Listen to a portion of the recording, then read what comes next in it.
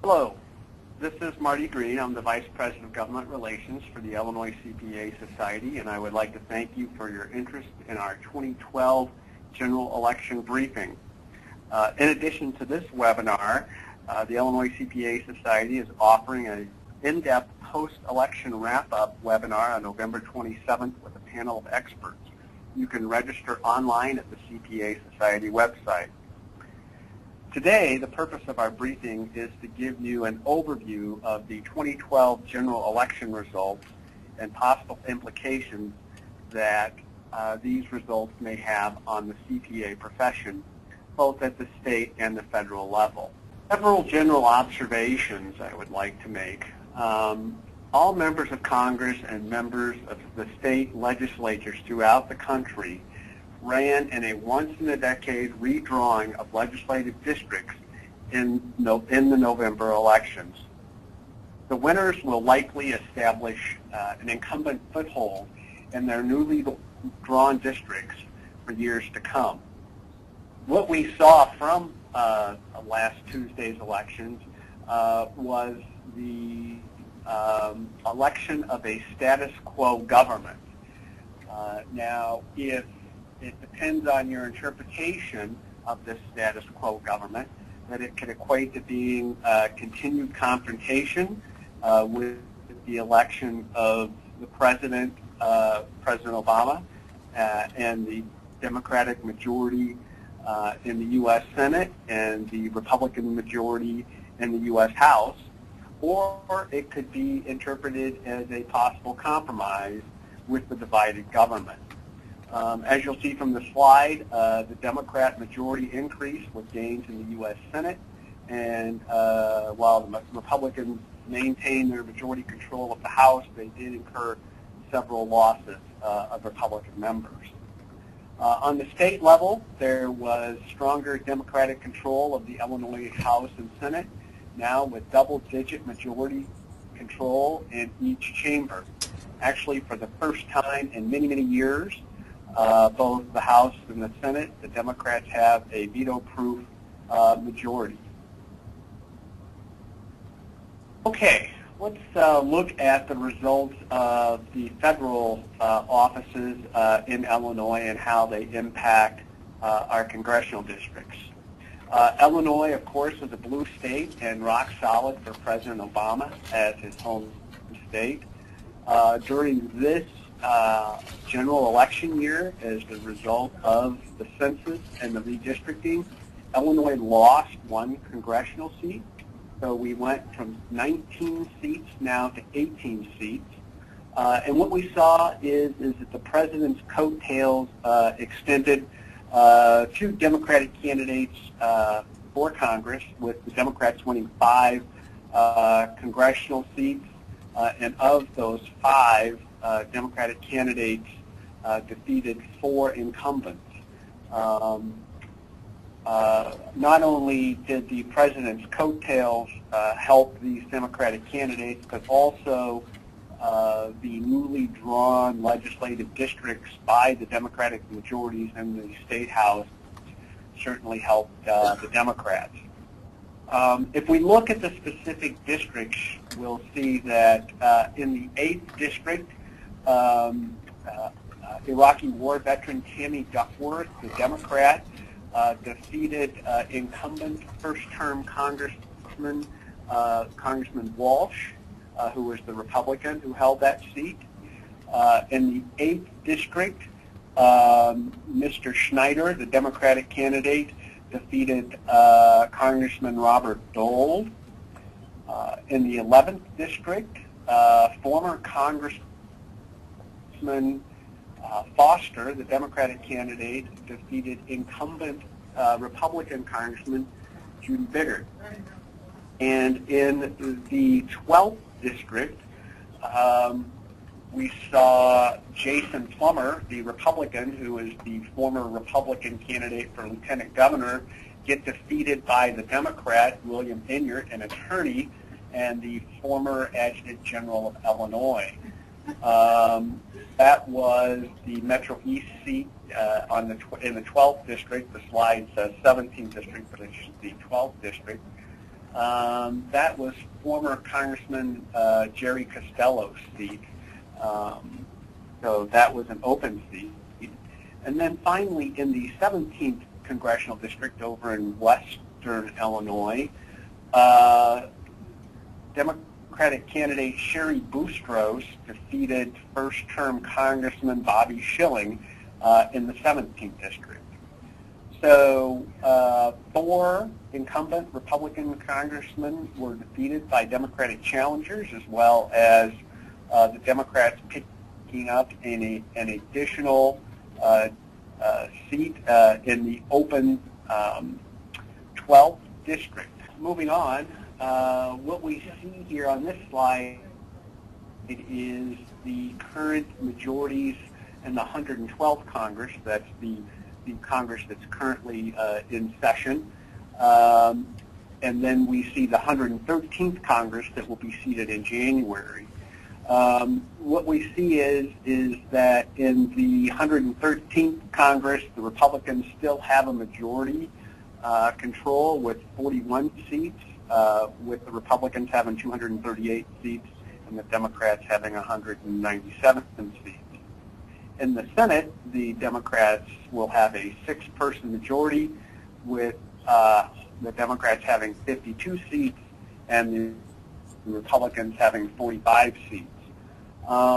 There are 3 independents in the U.S. Senate, and I believe that currently the 2 independents do caucus with the Democratic caucus, and the new independent senator from Maine, former Governor Angus King, has said that he will caucus with the Democratic caucus as well.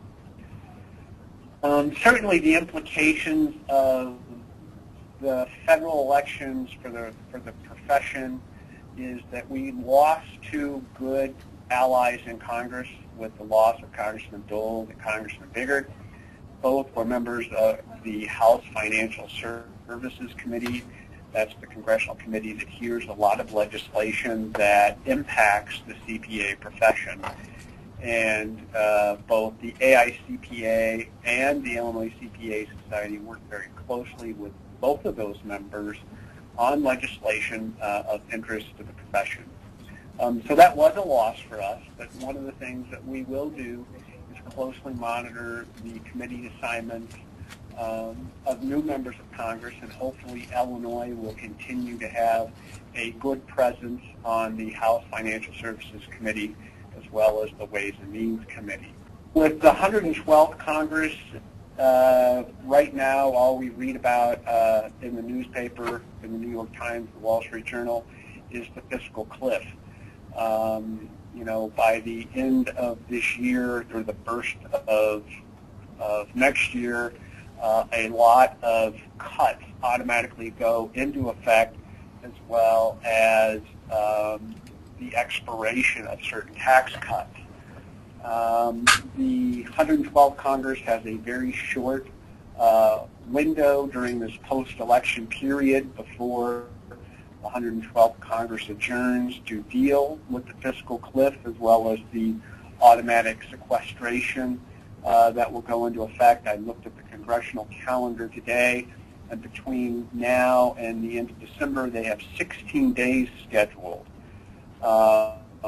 So it will be interesting to see what happens with regards to the expiration of the Bush-era tax cuts, as well, tax credits, excuse me, as well as all the cuts that were scheduled to go into place. It is notable to recognize that Congress created this fiscal cliff because they couldn't come to agreements on tax issues as well as spending cuts.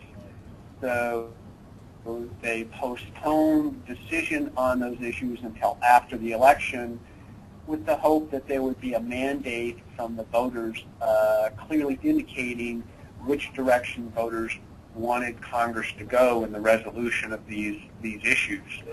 But as I pointed out earlier in the general observations, again, we have status quo government with the reelection of our president, President Obama, as well as the Democrats maintaining control of the Senate and the Republicans maintaining control of the House, having divided government. So I think we'll just have to wait and see what happens with the fiscal cliff.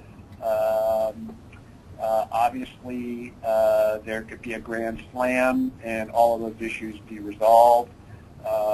They could do some sort of hybrid solution in making some cuts to get the deficit down and extending some of the tax credits so that they don't permanently expire. Or, obviously, they could kick the can down the road. I don't know if the market would support that type of option. Or they could literally allow the fiscal cliff to occur, but that would most likely have tremendous negative impact on our economy. So we'll have to wait and see what happens with the 112th Congress and the 16 days they have left scheduled for legislative session. Looking on to the 113th Congress that will be seated in January, what we see will happen is as it is now, most likely there will be a new chair of the House Financial Services Committee because the current chair, Congressman Baucus, is term limited out with the term limits imposed with dating back to Speaker Gingrich. The most likely candidate on the forefront is conservative Congressman Jeb Hasselling from Texas. He's Republican. The Farm Bill has not been resolved yet. The extension of unemployment benefits is still up in the air. Postal reform is still at the forefront. The postal system is facing massive deficits because of the pension payments that the postal system needs to make, as well as the selection of a new IRS commissioner. Our previous commissioner's term expired. He was originally appointed by President Bush.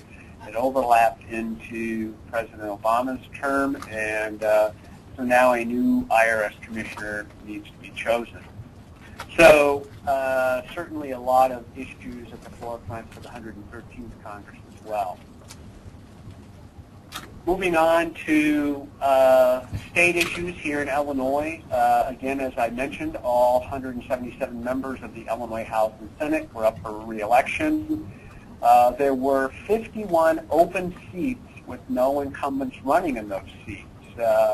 As you may have noticed in our Capitol Dispatch electronic hub, we had a lot of turnover in the General Assembly with members retiring early and people being appointed. But a lot of incumbent legislators decided not to run for re-election, and both in the House and Senate combined, there were 51 open seats with no incumbent running. So what that means is there's going to be a lot of new faces in Springfield on January 9th when the new 98th General Assembly convenes. The Democrats, of course, gained seats both in the House and Senate, which strengthens their hold on the reins of state government, with the governor being held by Democrat Pat Quinn. So what we're going to have is the House will have a 24-seat majority with 71 Democrats and 47 Republicans. The Senate will have a 16-seat majority with 40 Democrats and 19 Republicans. So Democrats clearly hold the reins of state government when the new General Assembly is seated.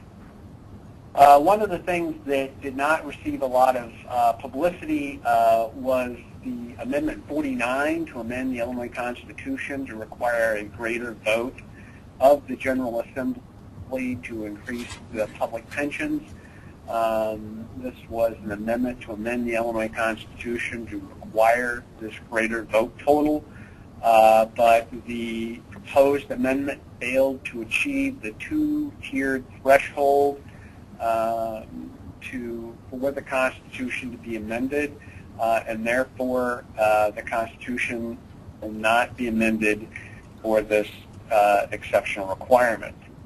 Of note, I'd like to flag for you that there is a new CPA going to the General Assembly, bringing the total of 3 CPAs serving in the Illinois General Assembly. We have 2 in the House with Representative Pam Roth from Morrison.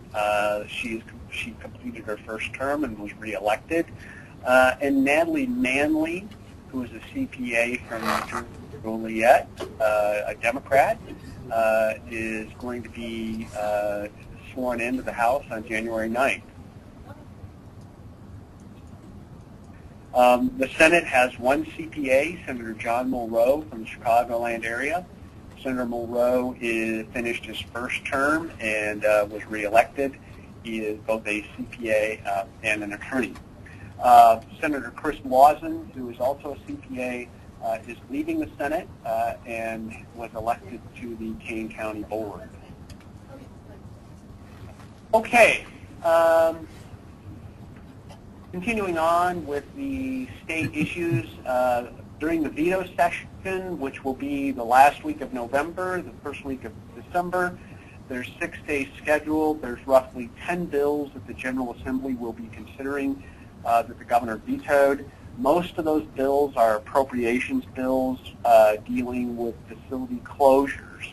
Of note, another one of the bills that they will be considering is the gaming bill that provides for the expansion of gambling in Illinois, including a Chicago casino that the governor vetoed. So the General Assembly during the veto session will be looking at those vetoes and seeing if those vetoes should be overridden or if the item reduction vetoes should be the amount of money be restored in those appropriation bills. Last week, the Speaker issued a memo to the members of the House adding 6 additional days to the legislative calendar from January 1st through January 9th. We call that the lame duck session. As I previously stated, the 97th General Assembly will adjourn on January 9th before noon, and at which time at noon the 98th General Assembly will be sworn in. So those days from January 1st through January 9th will certainly be a window of opportunity for the General Assembly to pass legislation. This is a window of opportunity because the higher threshold for votes required to pass legislation in the veto session will go down to a simple majority vote after January 1st. So there'll be a lower threshold of votes, as well as there are a large number of incumbents retiring, and certainly will not have to worry about facing an election cycle again. So it's this lame duck session, as we've seen in the past, where a lot of things can happen. If you remember 2 years ago, during the lame duck session, the individual and corporate income tax was increased by a vote of the General Assembly, mainly through the availability of votes through lame ducks who weren't facing the voters again. And it's at this point of we watch things very carefully because things can happen during this time period. I anticipate that the General Assembly during the lame duck session will address pension reform. As you know, the Illinois public pension systems are $8 million in debt, and the General Assembly has attempted to reform our public pension systems. And what's out there on the table right now is issues relating to current annuitants and retirees. The Speaker has introduced legislation, Speaker Madigan, to shift the cost of teacher and university pensions to local school districts and colleges and universities. So the legislation would call for these costs to be shifted to the teacher or professor's employer, but it would be done. It wouldn't be done all at once. It would be a phase-in. So that's the first thing that's on the table, and then the second thing with regards to public, mainly state employees, is that annuitants would have to make a choice, an irrevocable choice of maintaining their free health care or receiving their compounded COLAs. It would be one or the other. And then if they chose to keep their free health care, they would not continue to receive their compounded COLA. Or if they chose to keep their compounded COLA, they would not get. They would have to pay for a portion of their health care. So that is a proposal that's out there in addition to other legislative items that are pending, but it appears that this proposal has worked its way to the surface and will potentially be voted upon. Governor Quinn has stated immediately after the election that he expects the General Assembly to enact some meaningful pension reform, so this continues to be at the forefront. And the lame duck session is a ripe time to pass that reform measure. Other possible issues that could come up during the lame duck session is the extension of the 67% income tax increase. When it was passed 2 years ago, it was a temporary tax that will eventually be phased out.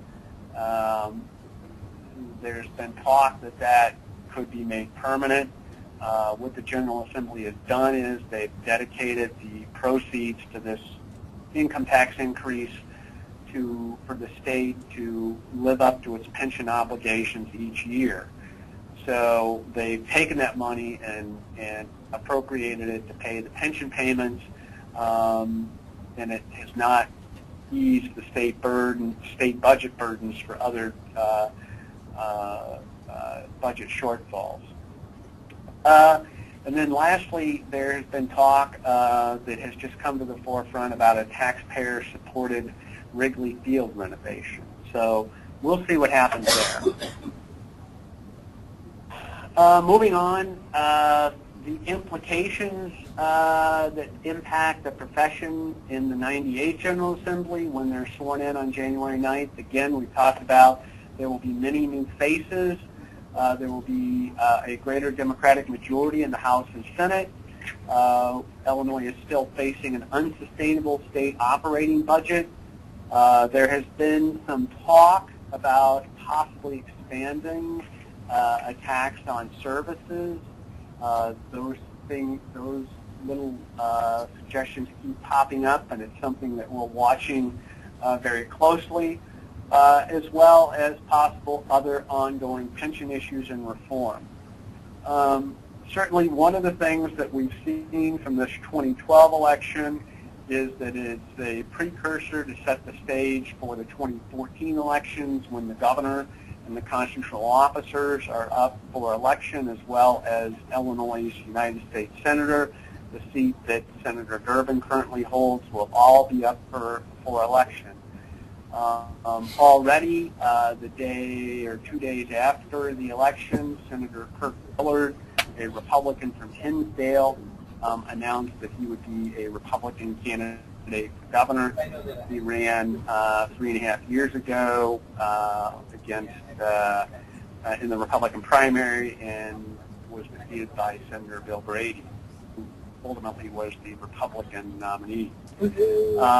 Certainly the Republicans, I envision, will take advantage of the Democratic domination of the policy agenda and the lack of long-term solutions to our state's problems. I would also foresee the House and Senate Republicans using the 2014 elections to possibly gain back some of the seats that they've lost. So those are some of the implications for the profession. I could either be right or wrong, but things that we'll be watching closely. If you have questions of me, certainly feel free to give me a call or drop me a line, or if you have a comment, happy to discuss things with you. We appreciate your joining us for this election overview and hope that you have found this webinar to be useful. As always, you can find useful information on the government relations portion of the Illinois CPA Society website at www.icpas.org. And again, thank you for joining us and thank you for your membership.